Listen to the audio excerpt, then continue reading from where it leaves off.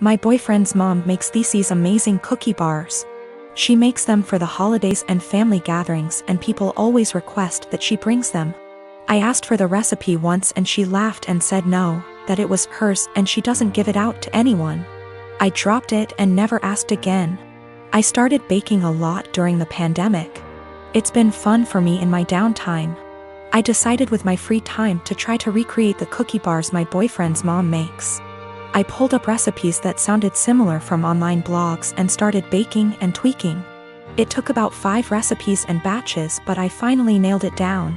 Her secret recipe ended up essentially being a cookie bar known as a Carmelita. I then decided to make it my own and improve it to my tastes. I used higher quality chocolate, made sauce with local homemade caramels, used flaky sea salt on top, vanilla bean paste instead of extract, added a pinch of this fantastic organic cinnamon I had on hand. The results were over the top delicious. My boyfriend declared they are better than his mom's, and he finished off half a pan in 2 days. He was FaceTiming with his mom Saturday and eating one. She asked what it was and he said, "One of your caramel bars. Joe found a recipe online but made it even better." She lost it. She started yelling about how awful I was for making her cookies and how I had no right. He told her that she was overreacting and quickly ended the call. She started blowing up my phone with nasty texts about what an asshole I am. I explained to her that I found the recipe I used online where it was very public. I had actually tweaked that to make it more my own. And that I wasn't ever planning on bringing them to an event she's at, so I did not see what the big deal was. She didn't care. She called me names and told me I was wrong for baking a recipe that I knew was similar to hers. She isn't speaking to me or her son. While I don't think my boyfriend should have made the comment about how I made it even better to his mom. Taking that out of the equation, she thinks I'm an asshole for even making them to begin with. I disagree, but from the texts from her and a couple other family members of hers, they think I crossed a line. My boyfriend and I have been together about a year, and when our city implemented lockdown for the virus, he decided to quarantine with me at my apartment as I live alone and have a nicer apartment, and he has several roommates. Mostly it has been going well, and thankfully we both still have jobs.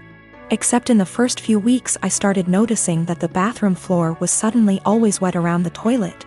The sink is across the room from the toilet, so it's unlikely to be from the sink.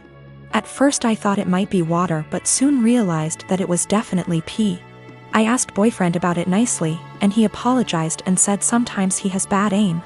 I asked him to try a little harder, and he said sure. The floor continued to be frequently spattered with piss. And a few weeks later I confronted him about it again because I think it's pretty gross to step in his pee several times a week. And it seems like an easy thing to fix. If he misses the toilet, I think the very least he could do is make sure to wipe it up with toilet paper or a Clorox wipe. The cleaning supplies even live in a cabinet directly over the toilet. He said sure, sorry, he would try to remember to do that. Another week has passed, and while maybe he's doing this sometimes, I've continued to step in splatters of his pee and wipe it off the floor and clean the floor several times a week. I thought about asking him to just pee into the bathtub or something instead. Because I don't understand how you can pee on the floor by accident so often and not notice and not clean it up. Last night I got up to use the bathroom in the middle of the night and absolutely stepped in piss, for the 12,312,301,298th time. I had it, and I didn't want to pick a fight or ask him again since it seems clear he can't or won't change. So I got one of my dog's wee pads from when he was a puppy, he is well trained now, and cut it up a bit and taped it down to make a sort of skirt or mat around the floor near the toilet to at least absorb the piss. Boyfriend saw this morning and is furious with me, saying that I'm calling him a dog, comparing him to an animal, etc. Honestly, I was not thinking that at all. I just was trying to be resourceful and solve the problem for myself since I don't like piss on my bathroom floor, and don't like stepping in it. I didn't feel like arguing about it anymore. And putting a material specifically meant to absorb pee around the area he keeps peeing on by accident seemed like a practical solution. I bought a house a few months ago and moved in last month. The previous owner was a friendly old man that could no longer live alone, so he decided to sell and move in with his daughter. Just to be clear now, apparently he had been allowing use of his driveway to his disabled neighbor lady, largely because street parking is extremely limited and what little street parking there is pretty much instantly occupied. What I am saying is, unless you have a driveway, you end up having to park a good 5-minute walk away, and that's the best case scenario. I put disabled in quotation marks because the lady in question is just really overweight, and I am not sure if that counts as disabled. Obviously I was unaware of this, so I was surprised to see a large SUV parked in my driveway when I moved in. I ended up having to knock on several doors asking whose car it was because the movers could not stand still on the busy road too long. I figured out it was the neighbor's car, so after a good 10 minutes of knocking, an extremely angry enormous lady opened the door. I told her to move the car and she immediately started arguing that the neighbor said it was fine. I told her he moved out. I moved in and no, it is not fine, and to move it because the movers need to unload my stuff. She begrudgingly did. I ended up seeing her walking back half an hour later completely wet with sweat. Now a few days later I went back to work and lo and behold, the SUV is parked in my driveway again. I go over there again, spend 20 minutes knocking on the door before this lady opens the door, again, visibly angry. I tell her to move her car. My driveway is not public parking. She protests, saying her ankles can't take walking the distance and claims I can easily walk. I tell her that while that might be true, it's my goddamn driveway and I want to park there myself. Again she moves her car. Again I spot her half an hour later drenched in sweat making her way home. Well, it happened again a week ago, and this time she would not open her door. I got tired of it and had her SUV towed. She of course came to my house to scream at me. I told her to get the hell off my property. A few days later I had a small fence installed with a lock on it to make sure it did not happen again.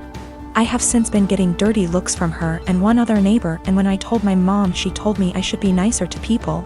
I do feel sort of bad too. She clearly struggles with the walk after all. I am a bridesmaid for one of my closest friends, Jackie. I've been so excited to help. I was in charge of the bridal shower, the games, decorations, menu. I left the guest list to Jackie's sister. Due to religious reasons, I wear a headscarf. I love and am proud of it. In the group chat with other bridesmaids, I was talking about how excited I am to attend a girls-only event. I recently dyed my hair and wanted to show it off. I even paid extra to ask for a girls-only staff that day. Day of, as guests arrive, I realize that one of them is Tori. I know Tori as a family friend of Jackie's, but the few times I met her, it was before her transition to female.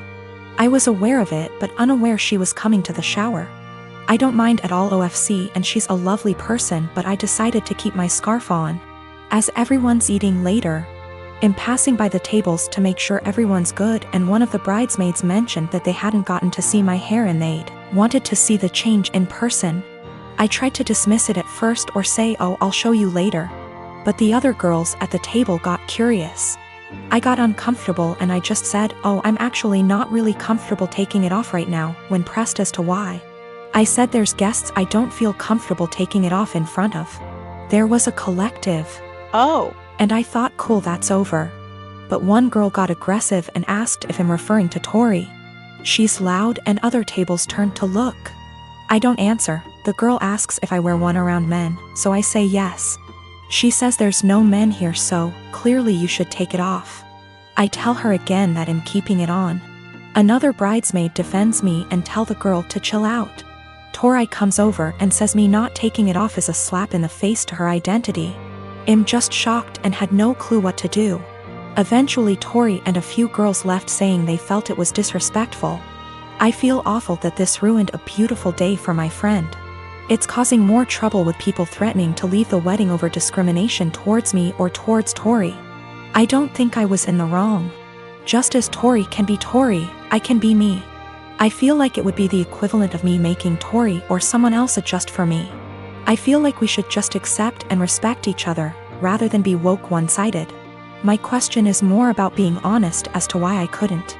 Jackie is on my side, but Jackie's sister is giving her hell for it, saying she purposely left out that detail in the guest list to test me. Jackie says I should have brushed it off and said I was having a bad hair day or avoided giving an answer. I didn't ever mention Tori's name in my answer, and I don't think my answer was rude. But seeing how much stress it's causing him, thinking I should have made up a lie? When I said no, Tori and a few others pushed it, and Tori gave the ultimatum that I have to take it off as a sign of respect or they would leave. I said no. They ridiculed me, my faith, and even the bride and others for defending me. They were blatantly hateful towards my religion, and Jackie's sister purposely arranged for this to happen. For the religious standpoint, I am not aware of where she is in transitioning or what her sexual preferences are. I would never ask either, as that is personal. But that is information I would like before making a decision on how comfortable I feel with exposing my hair.